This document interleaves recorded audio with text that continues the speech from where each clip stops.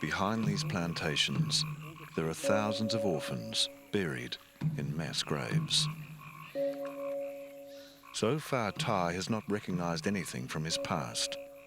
He is looking for a particular building with large archways by a small stream, where there is a spot he called his corner world. It was here that he spent the first 6 to 7 years of his life. These buildings once housed thousands of priests and nuns. Most of them now stand empty and run down.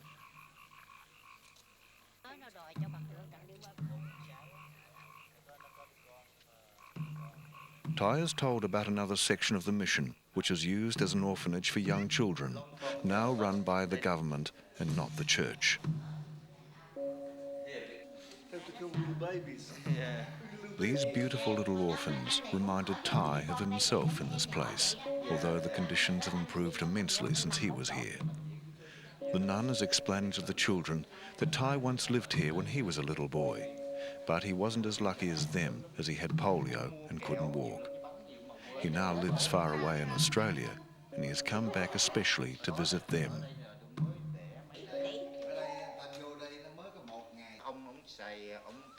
Ty and the group continued looking through the mission buildings without much success.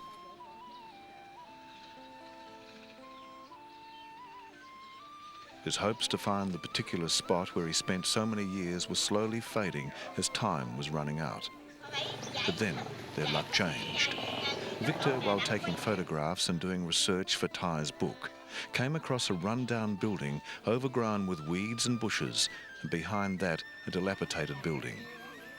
Victor immediately recognised it as the spot that Ty was looking for. He knew it from the stories he'd heard from Ty hundreds of times while they were working on his life story. Priests and nuns used to take me down here and swing. And this is my room here. My room just in there. My room just there. And there was no wall there, no concrete. I just built it to divide the house. And the water used to come up? You come up there and go straight to the building. Go straight in the building? To the building. That's right. That's exactly the spot. Very good. And that's the water here. That's the water here. The water's not up there. This is the very spot where Ty spent almost 7 of the most unhappy and miserable years of his life. If it wasn't for his beloved Andre, who saved him from this place, he surely would have perished and ended up in a mass grave behind the banana plantation. Yeah, right there. That's my aluminium bowl seat. And I used to fall over and lie on top of the sewers. And here's the room. That's your room? There's a room. All the 500 kids in that room. Now they closed down. Now they use it for the medicines. Floods were a constant menace in Ty's days at the mission.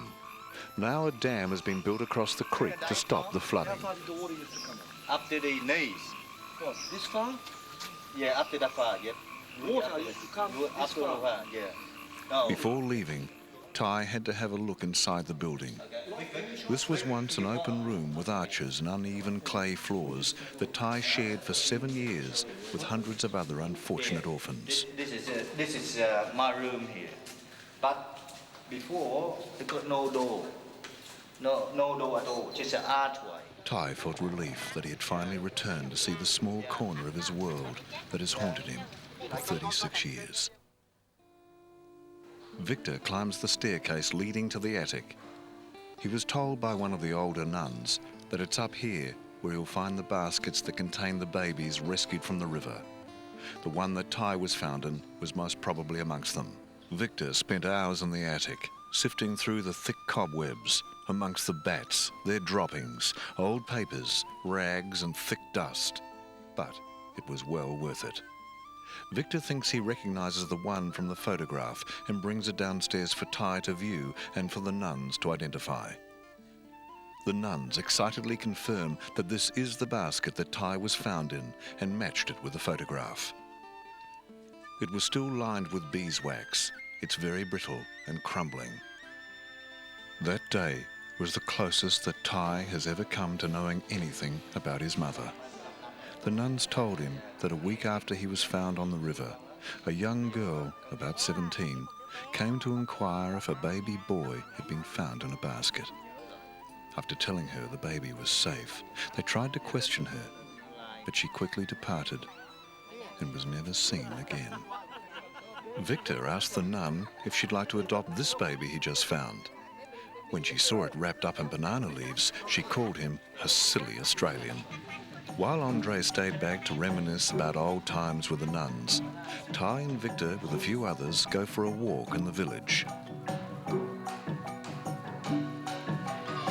Victor ventures off with a group of children to experience true village life.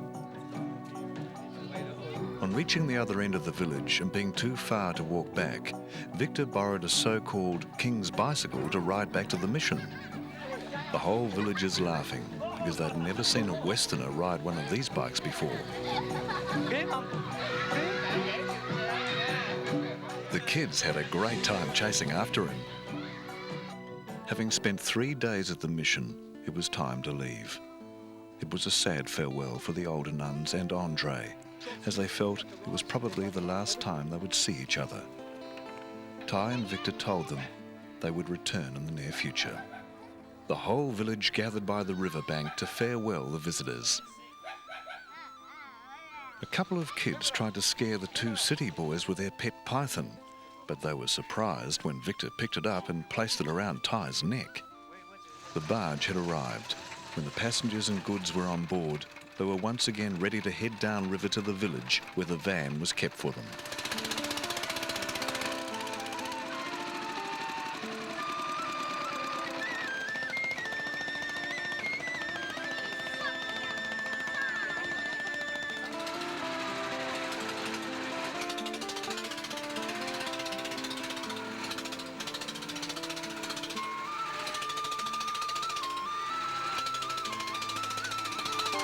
A few nuns accompanied them as far as the next village. They told Andre that out of the thousands of orphans that left Coolageen and went overseas, Ty is the first to come back and visit them. On arriving at the village, Andre, Ty and Victor say goodbye to the nuns and make their way to the van.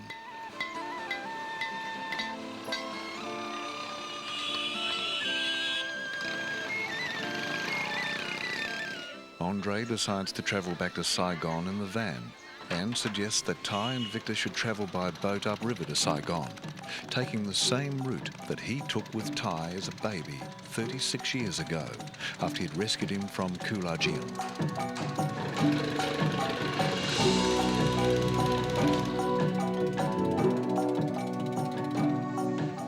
After travelling up many waterways and channels and barges and canoes, going from village to village, they eventually made it to the Saigon River, where they boarded a motor launch to take them the rest of the way to Saigon.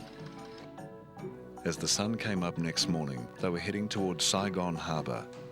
Ty remembered Andre saying that when he first brought him to Saigon 36 years ago, the journey took 4.5 days, which was 3 times longer than they had taken, as the vessels then were much slower. Thousands of people live in these houses on stilts along the riverbank on the outskirts of Saigon, polluting this beautiful river with rubbish and human waste. Ty and Victor found it funny that on top of these shaky huts, there suddenly appears a huge IBM sign.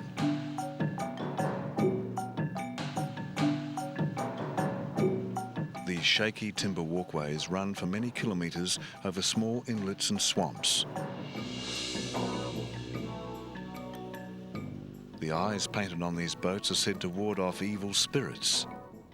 This magnificent floating hotel, towed all the way from Australia, is now a permanent fixture on the Saigon River.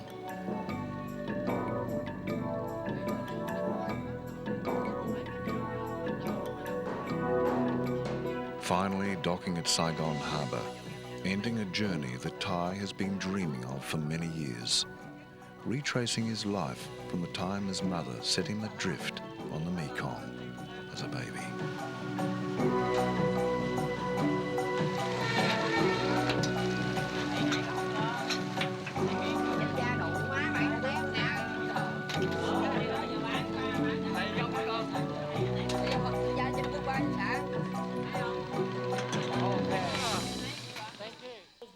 Back at the Sancta Maria orphanage, Andre is happy to see that Ty and Victor have returned safely from their journey, as he knew the many dangers on the Mekong River and was very worried about the boys.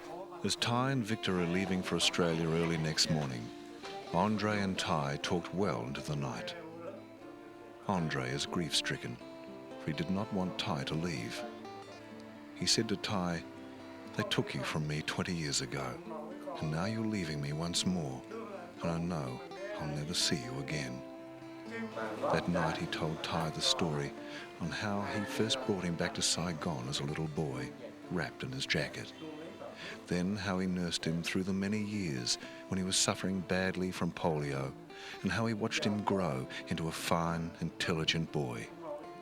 He said to Ty, "You were my first orphan, and because of you, I built large orphanages and cared for thousands of orphans throughout the years. You are truly my son, and I don't want to lose you."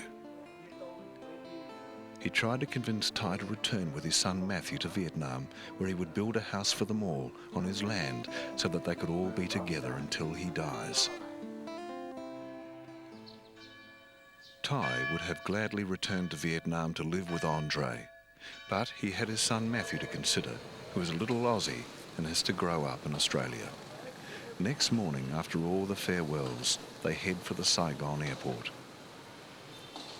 They are very sad to leave Andre behind in Vietnam, but they were glad to finally touch down in beautiful Adelaide, where Ty is reunited with his son Matthew.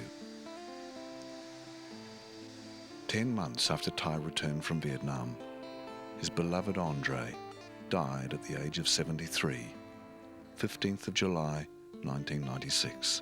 A full account of the courageous life of Ty Andre is recounted in his book On My Brother's Shoulders, available now through all major bookstores.